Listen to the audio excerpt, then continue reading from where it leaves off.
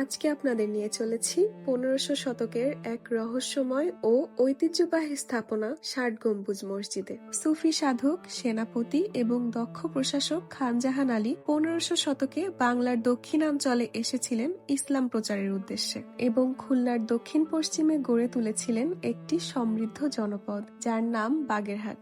এবং এখানেই তিনি নির্মাণ করেছিলেন ষাট গম্বুজ মসজিদ। যদিও মসজিদের নাম ষাট গম্বুজ, কিন্তু গম্বুজের সংখ্যা আসলে 77টি। কারো কারো মতে খানজাহান এই মসজিদটিকে নামাজের কাজ ছাড়াও দরবার ঘর হিসেবে ব্যবহার করতেন। প্রায় 500 বছর পেরিয়ে গেলেও এই মসজিদে ভেসে আসে আজানের সেই পবিত্র ধ্বনি, আর মানুষ এখনো দলবদ্ধ হয়ে আসে এখানে নামাজ আদায় করতে।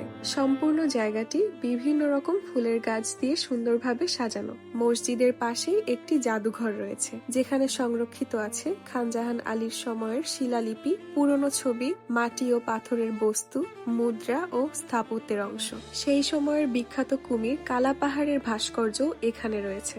সময় পেলে ঘুরে আসতে পারেন এই সুন্দর জায়গাটিতে। সংস্কৃতি, ইতিহাস এবং রহস্যের সাক্ষী হয়ে ফিরবেন নিশ্চিতভাবেই।